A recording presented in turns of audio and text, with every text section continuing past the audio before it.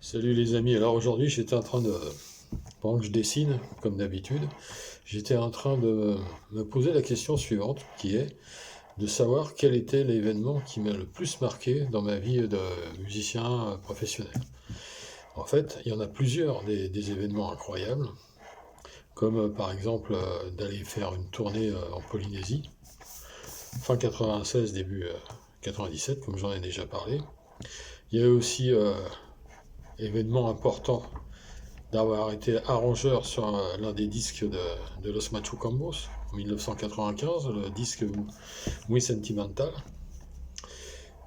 d'avoir pu diriger en enregistrement la chanteuse française incroyable qui s'appelait, malheureusement elle a disparu maintenant, Nicole Croisille, pour l'anthologie de la chanson française aux éditions Atlas.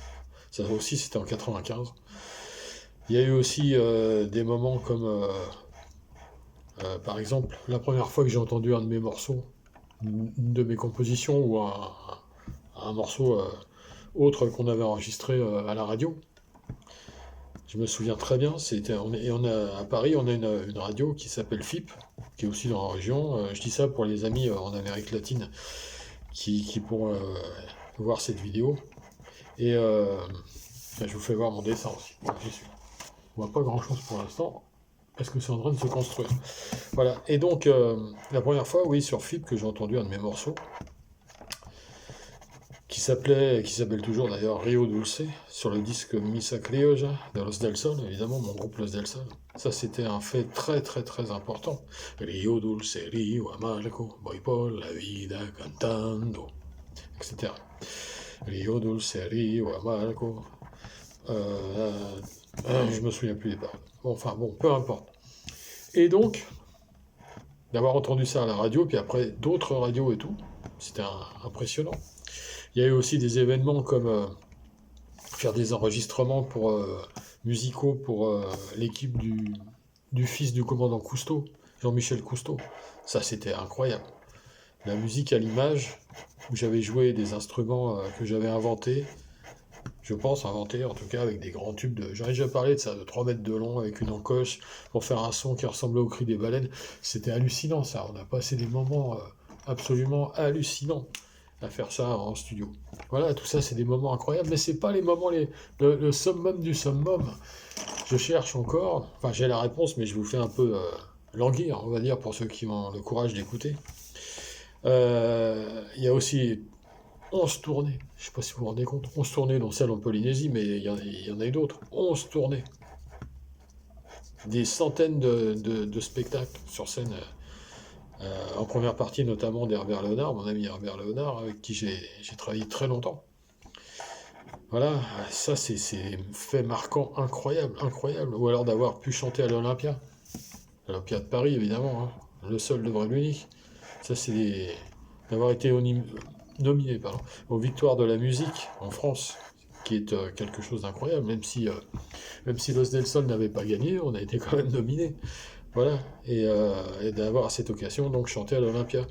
Donc c'est incroyable, incroyable tout ce que j'ai pu vivre.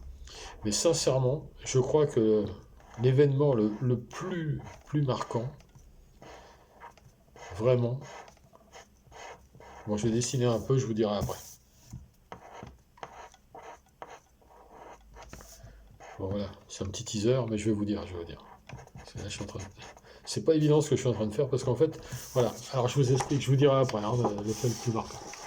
En fait, là, je commence par dessiner au crayon à papier sur une feuille totalement blanche, hein, c'est-à-dire ça. Voilà.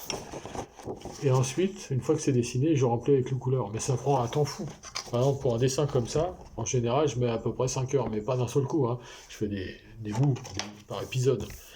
3 quarts d'heure, une demi-heure, 1 heure, ça dépend. Beaucoup le matin, parce que je me lève très tôt. En général, je me lève vers 5 heures du matin, et entre 5 et 7, je dessine beaucoup, en général. Mais là, on est un peu plus tard dans la journée.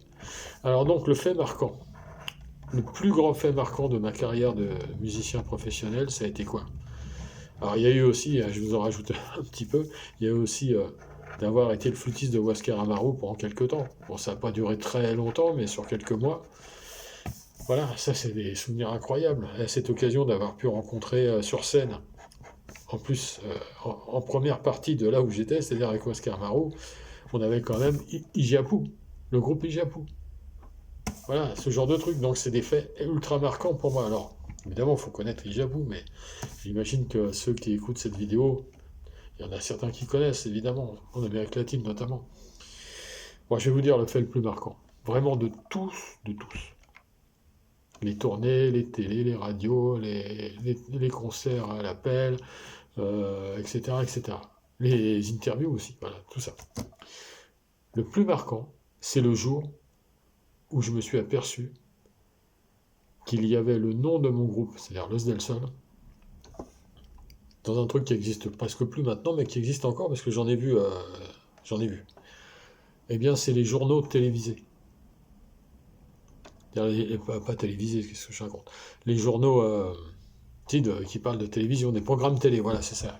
Je me mélange dans ma tête. Les journaux de télé, quoi. Voilà. Par exemple, en France, on a Téléstar, Télé 7 jours, Télé Poche, Télé Z, Télérama, enfin, etc. Et il y avait marqué telle émission, alors notamment quand on avait fait avec TF1 les années Soleil, ça s'appelait, parce qu'il y a eu les années Bonheur, il y a eu les années Tube, etc. Donc là, c'est les années Soleil qu'on avait été allé tourner à Cuba, à la Havane. Il y avait marqué dans les journaux télé tous les, toutes les vedettes quoi, de l'époque qui étaient dans l'émission, présentées par Jean-Pierre Foucault pour les Français qui connaissent. Et il y avait marqué Los del Sol. Je vous jure que c'est vrai.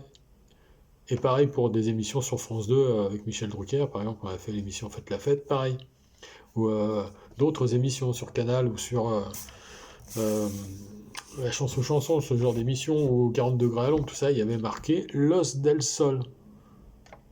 Et je peux vous dire qu'à l'époque, on faisait tellement de spectacles de télé, de tout, que les gens qui avaient envie de me voir, ils regardaient la télé. C'est un truc de fou. Ma famille, pour me voir, regardait la télévision. Parce qu'ils ne me voyaient pas. Voilà, donc c'était ça le fait le plus marquant. Et ça valait bien une vidéo. Voilà, peut-être que ça vous aura interpellé, j'en sais rien, mais en tout cas, moi, ça me rappelle des souvenirs. Parce qu'en fait, je vais vous dire, le fait de dessiner, c'est pas que pour dessiner. Maintenant, je suis retraité, donc j'ai beaucoup, beaucoup de temps, même beaucoup trop de temps. Donc, j'aide les uns les autres. Je fais pas mal de choses. Je dessine beaucoup. Et quand je dessine beaucoup, eh ben, je vais vous dire un truc. Faites-le parce que ça fait un bien fou. Parce qu'en fait, on réfléchit à plein de trucs. Parce qu'on n'a rien d'autre à faire que de dessiner. Mais pendant ce temps-là, le cerveau est en ébullition, en tout cas le mien. Et en fait, voilà, quand on fait ça, on pense à plein de choses. Et là, je pensais à ça tout à l'heure. Je me suis dit, il faut que je fasse une vidéo là-dessus parce que c'est quand même exceptionnel d'avoir vécu un truc pareil, quoi. D'avoir pas son nom, parce que c'est pas le mien dedans, mais le nom de son groupe, Los del Sol, dans les journaux télé. Et non, pas télévisés, dans les journaux télé. Incroyable. Et ce jour-là, je peux vous assurer que ça m'a fait un choc. Je crois que c'est vraiment le fait le plus marquant de ma vie d'artiste professionnel. Voilà. À plus tard, je continue. J'ai encore du boulot sur celui-là. Merci, à plus tard.